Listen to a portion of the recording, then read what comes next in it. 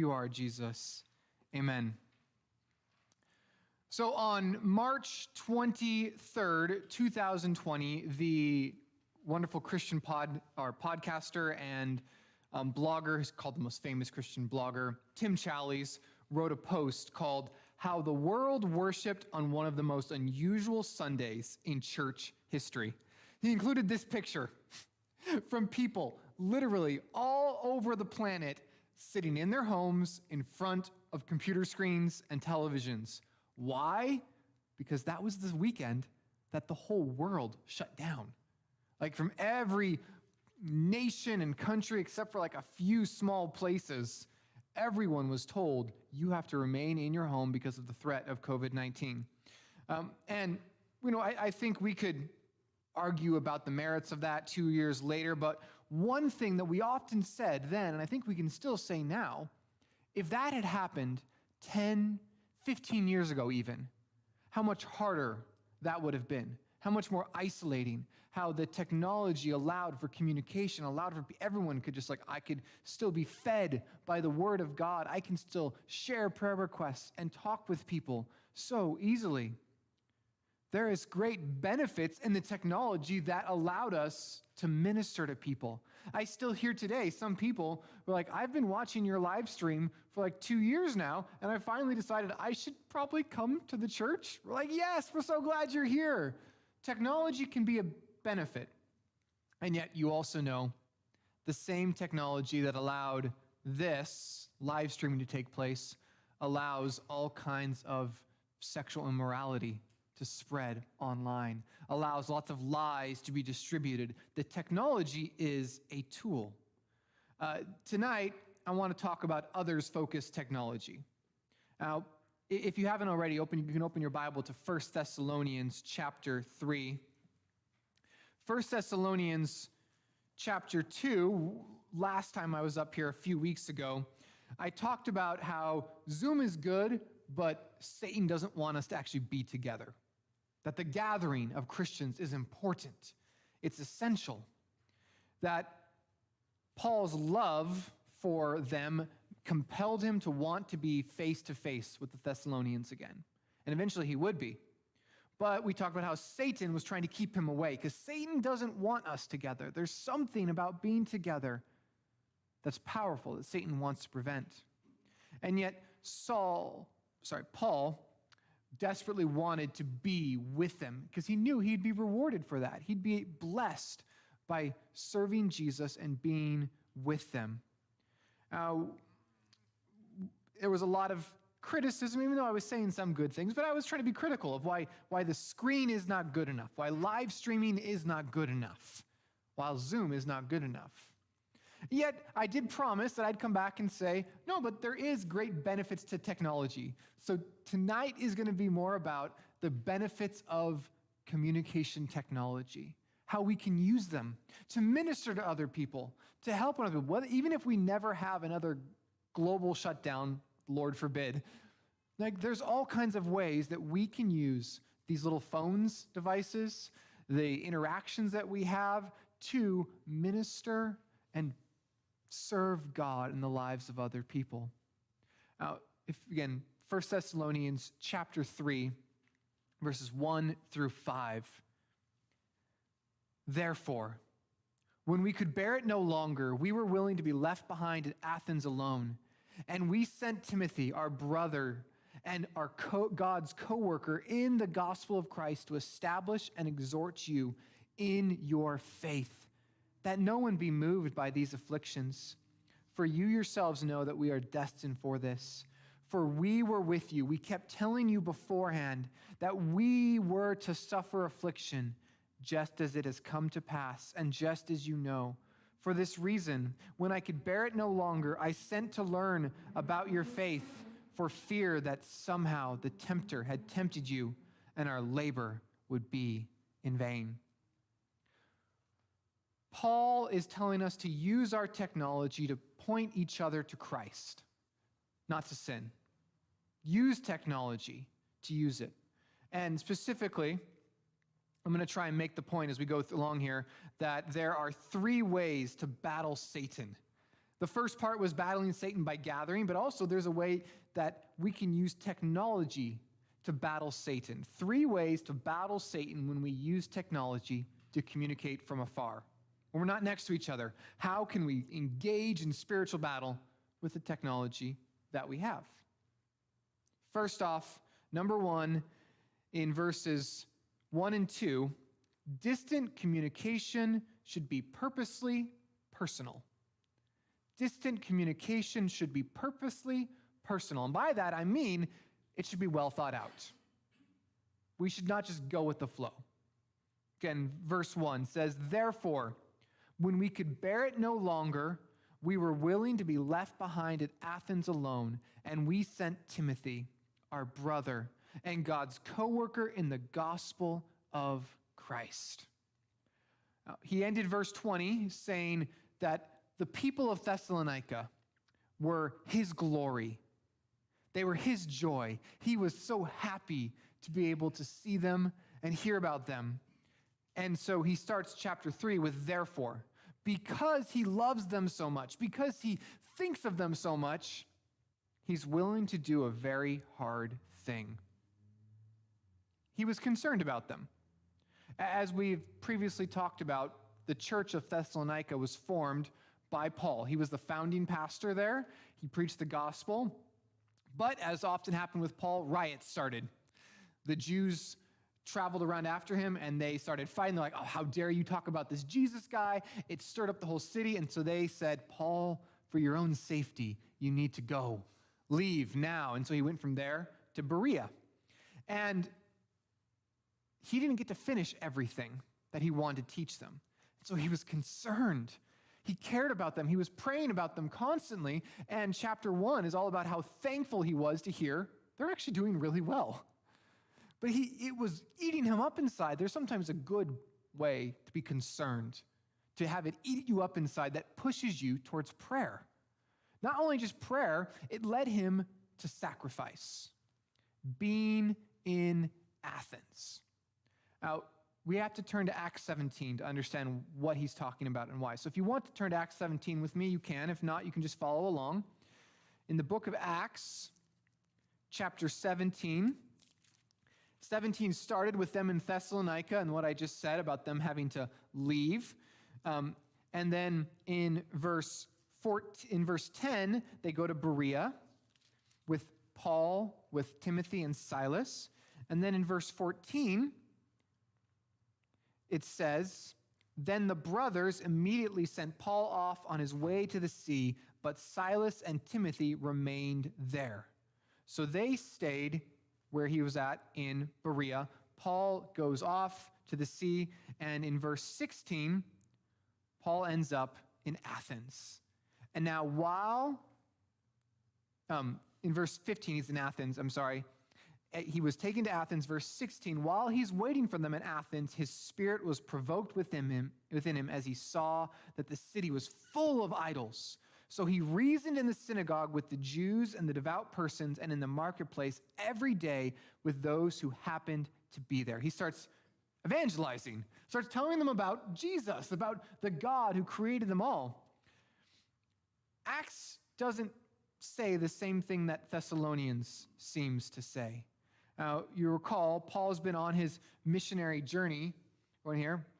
Here's a little map of him ending up in Athens, down on the south. Thessalonica is up north. Now, some people say the reason that it doesn't say that Timothy was in Athens with him is because Luke just omitted that. He's not telling everything. It gets too full. Other people think that when Paul, writing in Thessalonians, says, "Oh, I was willing to be left alone," he meant even as he's departing from Berea to Athens, he's like, "Hey, I'm going on alone. You go back to Thessalonica," and so it's transitional. Either way, anyone who tells you it's a contradiction, they're just blowing smoke. It could easily fit together. There's all kinds of reasons that it works out because the Bible doesn't give us every detail, but it gives us enough to put the picture together. Paul, though, is willing to send Timothy, not just a little trip away, but this is a long distance in terms of walking miles. Remember, this wasn't easy. The people of Athens were very cultured, very snooty, in fact. And they regarded Paul's message as being unacceptable in polite society. You could imagine going into any kinds of place. We're going onto a college campus, for example, and talking with one of the religion professors about this. Like, that's the kind of community Athens was. And they would mock your simple Christianity. He knew he was going into a hard place, but he was willing to do it, to go on his own, because Timothy was needed in Thessalonica. Get that? And remember, look in your Bibles how valuable Timothy is. In 1 Thessalonians 3:2, Timothy, our brother, God's co-worker in the gospel of Christ. He's a trusted family member who stuck by Paul's side even when all others abandoned him. As Proverbs wisely say, Proverbs 18:24, a man of many companions may come to ruin, but there is a friend who sticks closer than a brother. Proverbs 18:24. That was Timothy to Paul. He's his co-worker. Paul had a team mindset. He was working with this young man.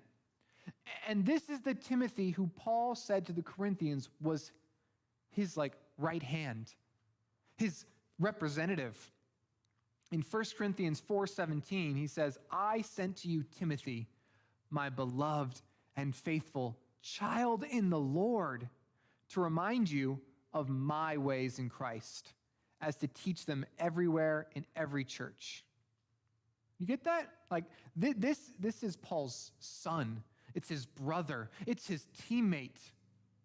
But love compels him to send not just anyone, but the best. Because he needs to hear about the Thessalonians, and the Thessalonians need to hear from him. It was necessary to help. I think too often when it comes to technology, we get concerned. If you think about how many of you, when you first heard about the iPhone or you saw people texting, you're like, what's wrong with that? Why do I need that? We do, probably rightfully so, have a little bit of concern and distrust when it comes to something new. Now there's all kinds of new apps that the younger people are doing. TikTok is famous for its 20 to 30 second videos that are just silly. You're like, why would anyone want to do that? And there's a good thought to that, but sometimes we're too afraid for the change to see its use. Some of you may remember when ATM became very popular. Automatic teller machines. Before that, you actually had tellers, right? Who would pass out the money. And it was interesting, I was reading about some people who said when they were tellers at that time, they heard about these machines coming out, and they got really afraid. And there's all kinds of talk about, oh man, who's going to lose their job? We're going to be out of business. No one's going to need tellers anymore because we have tireless machines that never make mistakes. Why will we be needed? But you know what happened? The exact opposite happened. There were more teller jobs because it was easier to start banks. The ATM made it easier to have banks on every corner. And it created a banking movement where you're like, I don't want to drive across town to go to the bank. I want to just go across my street. And so a lot of micro banks started showing up, and those micro banks still needed people to be tellers. The ATM didn't destroy the teller job. It actually spread it out further. See, technology isn't always just about making things easier. It actually does create opportunities. And we shouldn't be so afraid of what could go wrong that we don't start to ask, well, how could this help? Now, you might be asking, okay, Chris, I get you're trying to make this connection with technology. What does Paul's statement about sending Timothy have to do with technology? Because Paul used the most advanced technology available to him at the time, the Romans road. This was huge. Romans they were the road builders and created the phrase, all roads lead to Rome, right? And it was simple. Oh, let me go back to the picture. There we go.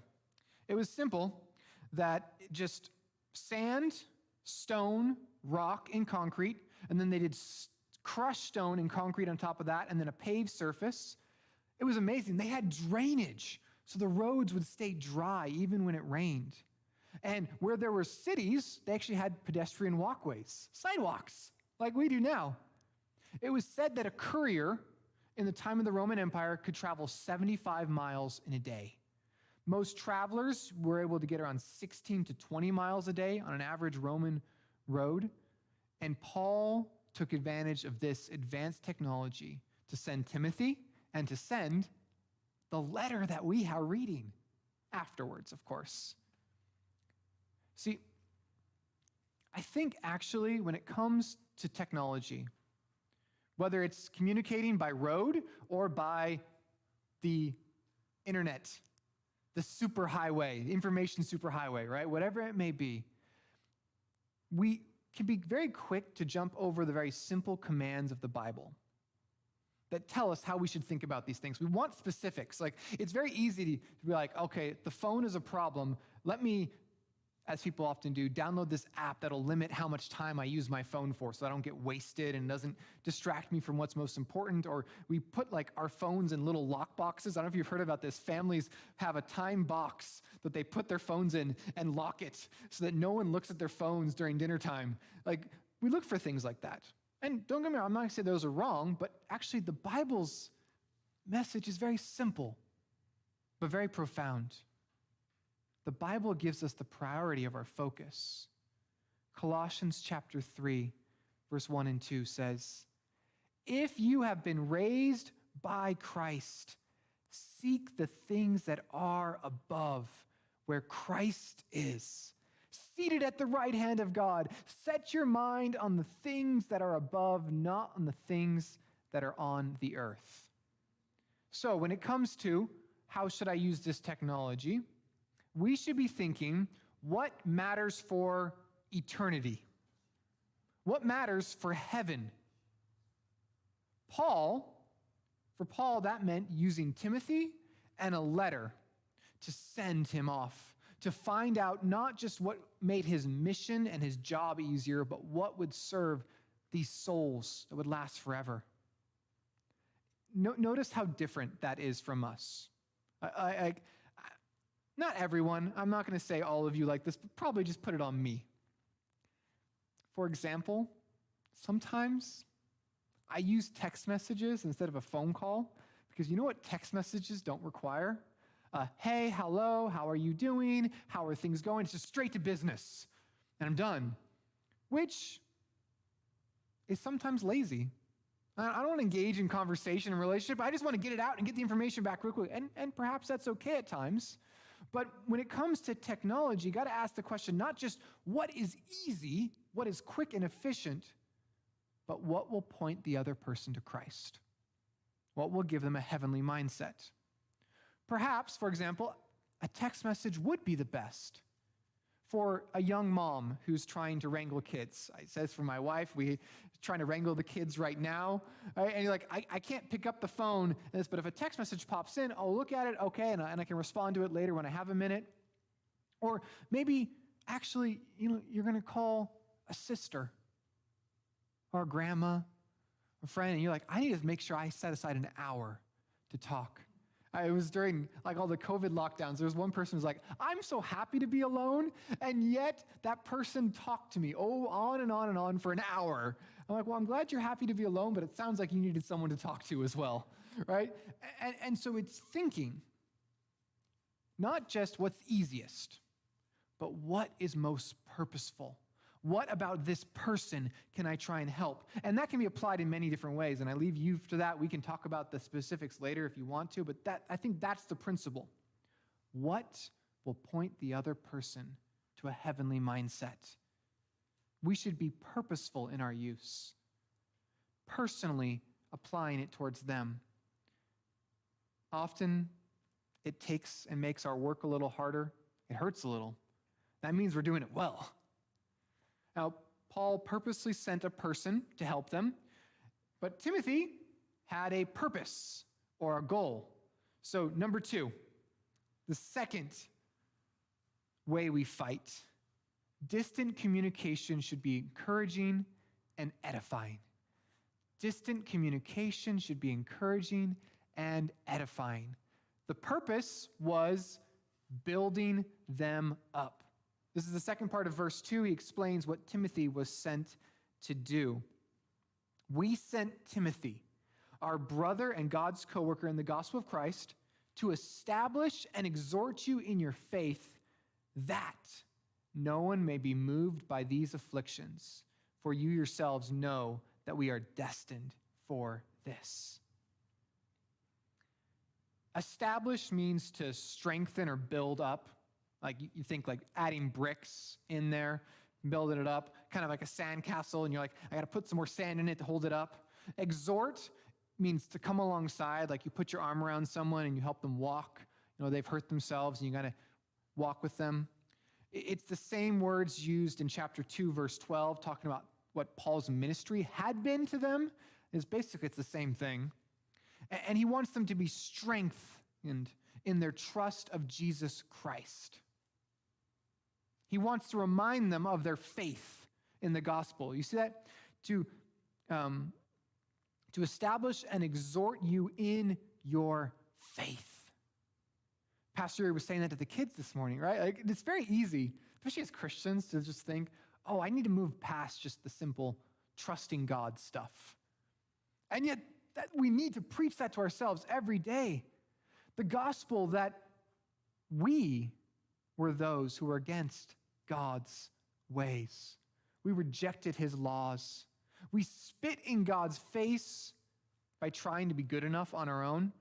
Like, I'm pretty righteous, or by rejecting his way. And everyone is under God's just punishment then, right? We deserve hell. That's what we deserve. Because we broke the law of the forever God, we deserve forever judgment. But God does not leave us that way, right? We preach every day, God gave us his son. He sent his son to live in a life that we should have lived. He died the death that we deserve. And because of him, we're not just forgiven, we're adopted into God's family. We're his children. As Paul wrote to the Romans 8:32, he who did not spare his own son, but gave him up for us all, how will he not also with him graciously give us all things? See, the gospel is our reminder when we're not getting what we want, that life is hard. The gospel is the reminder that God already gave his son for us, his most precious son. Do you think he'll care for us and give us what we need in life? Now, they needed to be built up in the faith. Their faith needed to be encouraged. And verse 3 explains why. So that no one may be moved by these afflictions. I don't know about you, but when I picture moved by afflictions, the image that comes to my mind is like a ship that's tried to be docked and has its anchored down into the sand below, but the waves are coming so strong, the storm, and it's kind of pulling the anchor out, and they're being like shoved back and forth. Like, that's the idea I have in my mind of being moved by afflictions. But that's the totally wrong idea for this word, right? And that's why sometimes it's really good to know the original Greek language, because the word in Greek is literally of dogs wagging their tails when a treat is put in front of them. So the thought is not being forced, but instead the Thessalonians are in trials. And some of their enemies are coming along, and instead of trying to beat them, they're sweet-talking them. Perhaps the Gentiles were persecuting them very strongly, and so some Jews came along and said, hey, you know, if you just ignore this Jesus thing and just like say you're a Jew, Jews are protected by Roman law, so, you know, just forget Jesus, and you can still like be a good moral person. You can still follow the law and the Bible, just ignore Jesus. the power of comfort is like poison. Put in sweet water. You can imagine, like when you have had a long and hard day working out in the sun, and someone hands you an ice cold water, do you even think for a second what might be in it? You just drink it, right? But if it tastes bitter, you're probably going to spit it out. And so sweet, cool, refreshing water is more idea of luring or tempting. See, that's the warning Paul's giving them, that you might not be tempted away. He even says that, if you want some proof of this, look a little further at verse 5. For somehow the tempter has tempted you. Right? That's the idea. That's the warning.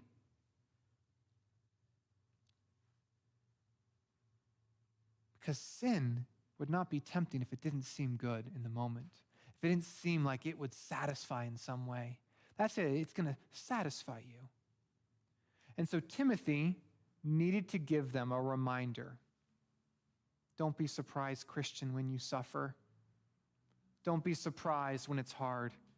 He says in end of verse 3, for you yourselves know that we are destined for this.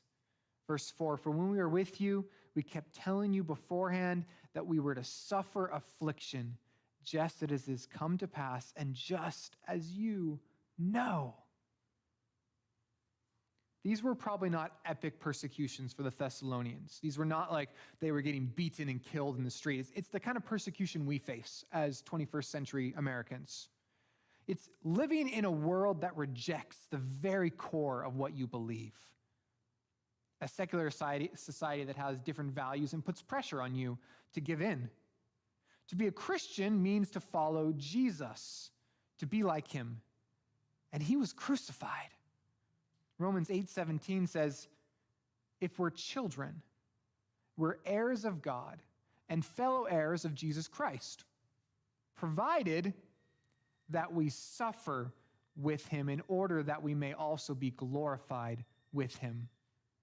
John Newton, the writer of Amazing Grace, famously said, can we wish, if it were possible, to walk in a path strewed with flowers when his was strewed with thorns? Of course not. The destiny of all who follow Jesus Christ is to pick up our cross, to feel the difficulty. So, technology, again, technology has a purpose to build up. And technology can be good or bad. I know you've all probably been there. You've sat in a restaurant and you see a couple on a date and they're just staring at their phones the whole time. They barely even speak anything. They give an order, they look at their phones. Their food comes out, they eat, they look at their phones, and there's barely a word passed between them. And you're like, man, phones are bad. And it is true. When we're distracted by technology to the point that we don't examine it and we don't think about it, it gains the greatest opportunity to enslave us. Right? If we're not actually thinking, what is this thing for, we're probably going to be enslaved by it. But did you know this has actually always been a fear? There was a time before writing, before paper. And during the time of Socrates, paper was starting to be copied many, many, many times. And Socrates, the great philosopher, refused to write anything down because he was worried of the damage writing would cause. He thought people would get stupid by writing things down instead of memorizing stories, and so he refused to do so. Could you imagine if God had taken that path and said, nope, no Bible, because that'll make people stupider.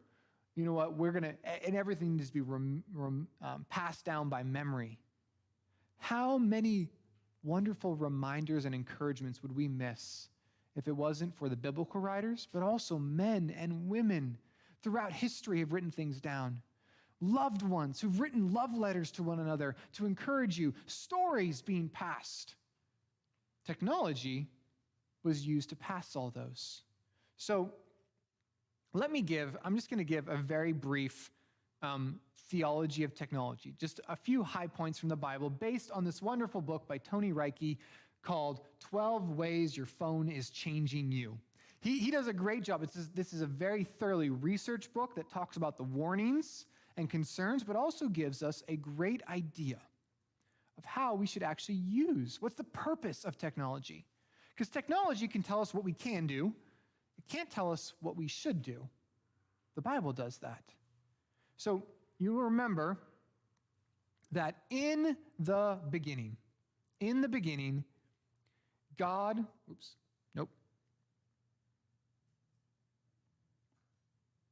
there we go.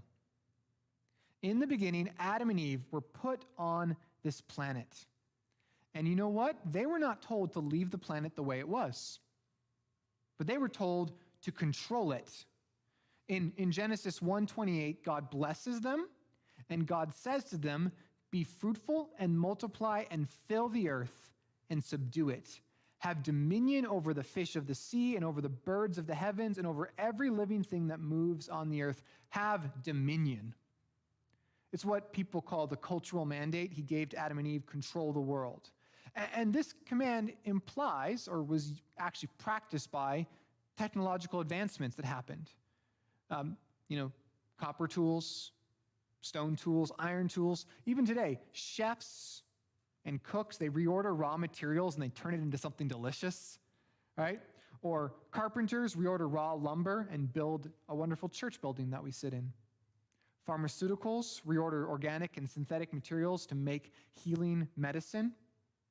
Technology is a biblical command that we take nature and we are supposed to make it into something.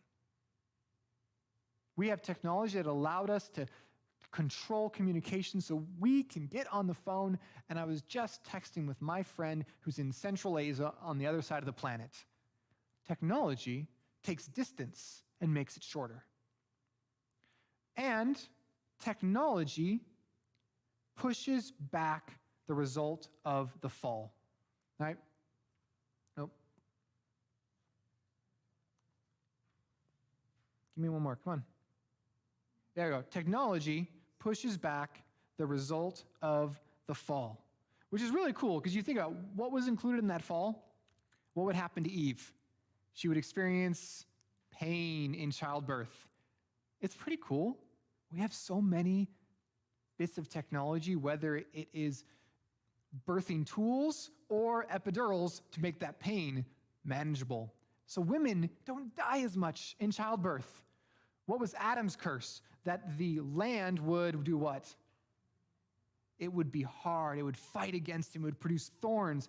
And how many bits of agricultural technology do we have to produce food for us? And tools. And think about it this way too. You know, the internet, social media is a great way to spread a lot of evil, bad ideas. But you know where you can spread a lot of good ideas too? Where you can take the truth and say, no, that's sin. Here is goodness. People share things on internet and social media. News programs, movies, people are able to share that way. Even the fact that technology, people outside are able to hear me right now, even though they can't be in this room, because of technology. Technology was taken advantage of. In the 16th century, Christians said, the printing press is here. Let us copy the Bible and put a Bible in everyone's hands, when before, only a few people had it. In the 20th century, the radio existed, and Christians started broadcasting radio programs into unreached people groups and behind the Iron Curtain itself. In the 21st century, we've seen the creation of apps and devices that have Bible truths on them. That people, you can talk to Aaron Valdezan about his whole ministry that is able to get a Bible translated into a people and onto their phones within a matter of months rather than waiting decades. Technology has been used to fight against evil. But, surprise, surprise, technology, come on. It doesn't want to Doesn't want to give it to me. Well, you can listen then. Technology can be abused, right? And this is nothing new.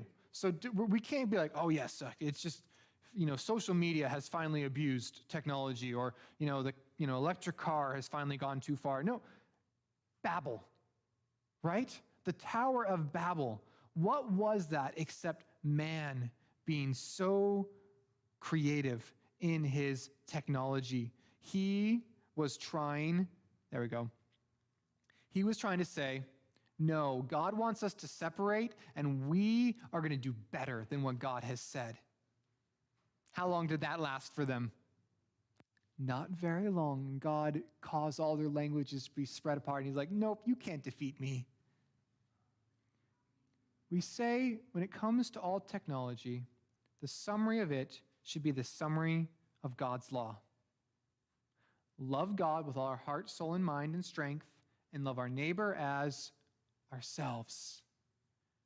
If we use technology for love, we'll be on the right path.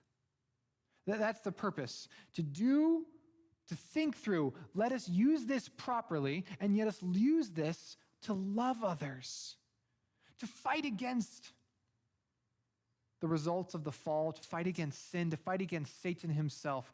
Technology can be used like that.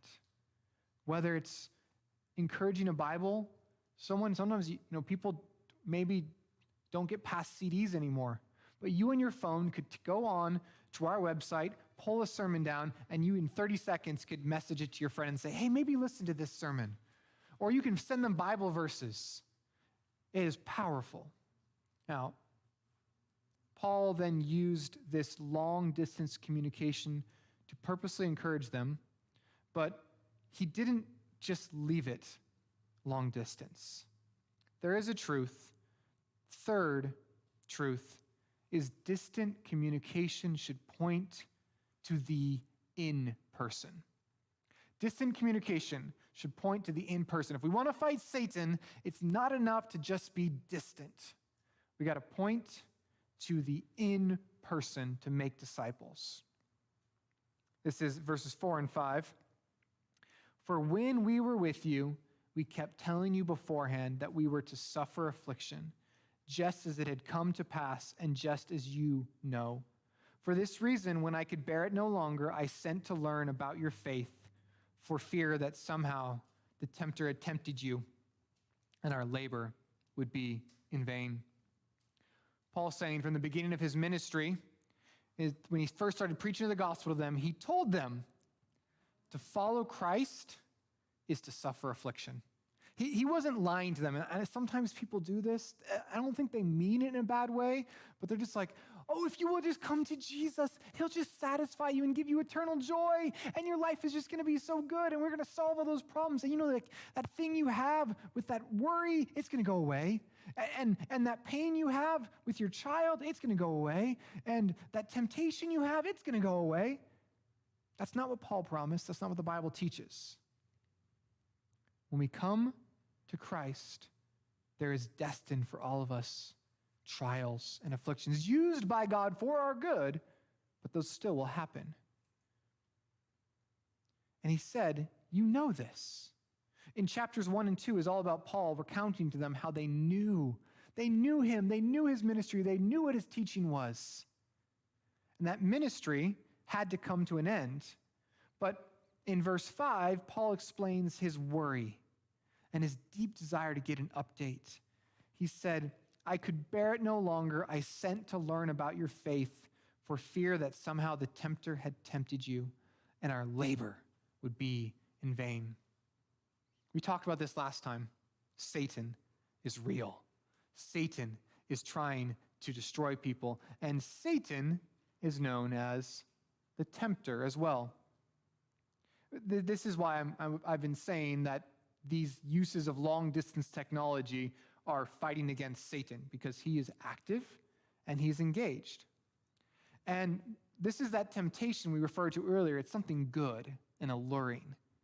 It's nothing that says, oh, here, this is bad, don't take me. We would never choose sin if it had a bright warning label flashing on it saying, don't take me. Like, it offers itself up as nice. Or even like, don't listen to these crazy people over here who say I'm bad. Come. This is Satan acting as an angel of light, right? Masquerading himself, saying, no, this is good.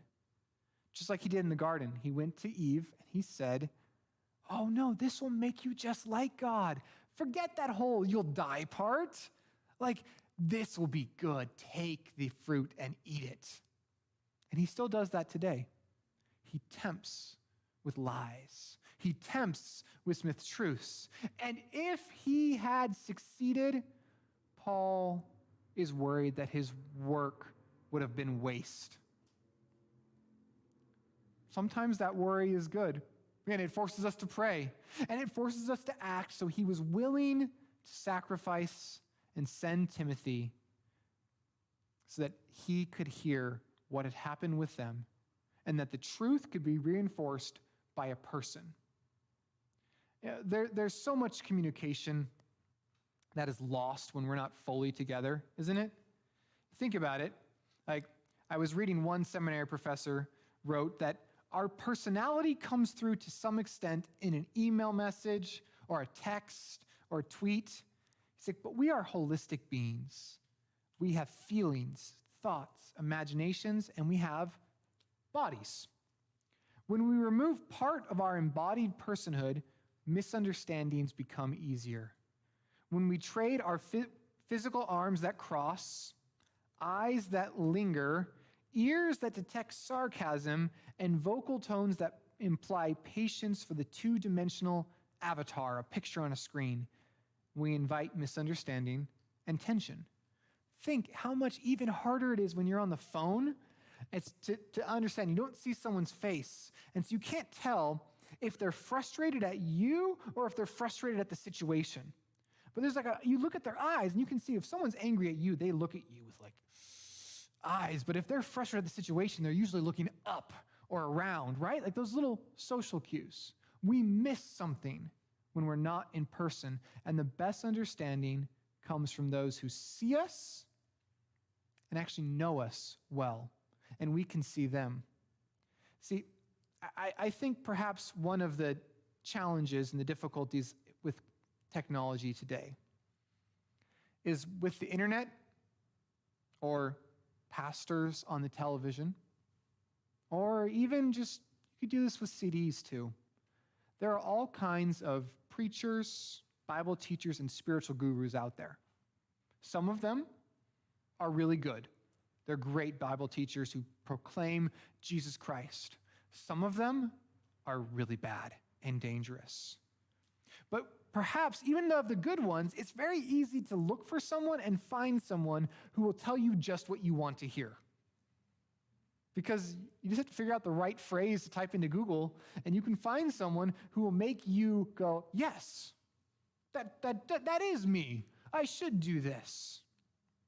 Now, notice that Paul is using his technology of Timothy in this letter, and he keeps reminding them, this is what you've always heard. He's going to get into chapter 4. We'll talk about that, how he's going to slightly correct some things, be like, but you're kind of missing this, and reform it a little bit. And so my encouragement to us is if you hear something on TV or through the internet, or you go to some conference, and some person's on that screen or in the distance, and they tell you something different from what you have been taught, we should be very careful. If they apply it and you think, oh man, they get me, I have to do whatever they say, I just feel so close to them, be very careful, because the in-person is someone who actually knows you.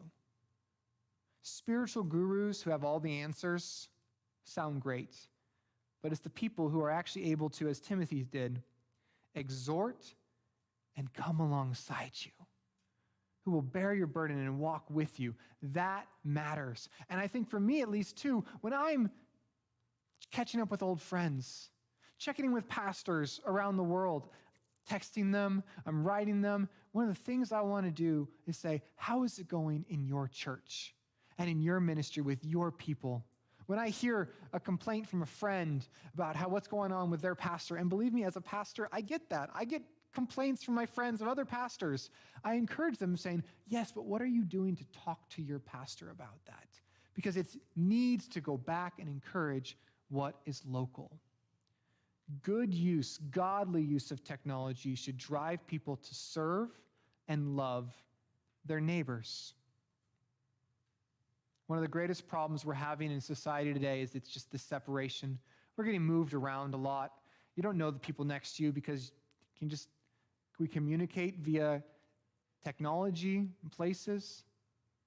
But it should drive us to love those around us. Now, we've talked about how using technology cannot just go with the flow.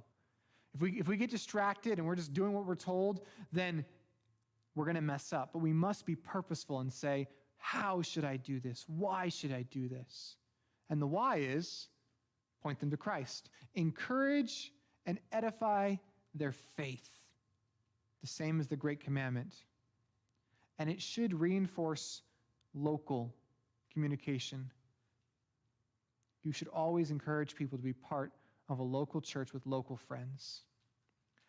I'm saying, I don't think we need to fear technology. It's changing, and especially, some of you with your grandkids or even your own kids, you're like, what are you guys doing? Like, this is just crazy. And perhaps some of us will be doing that same thing in a few years that they're doing now. Kids are usually very quick adapters. The older you get, the less quick you adapt. But we shouldn't be afraid to say, what benefit? Because you can provide wisdom, right? I think perhaps for a while, I used to always think that digital relationships were just a distraction. They just kept you away from those who are near you. But I was rebuked in a life situation by that once because I had some dear friends in our church who had a horrible natural disaster. I've mentioned them before. Their house was destroyed. 2 sisters and their father was killed. It was devastating attack. And our church was trying to serve them and help them. And it was strange, just these different people kept showing up from all over the country to, help them. We were literally going through their yard and putting back pieces, trying to find things. They were trying to help them and care for them, people hanging out with their kids. All these people were like, okay, who are you and where are you from? And they're like, oh yeah, we're part of their homeschool online group.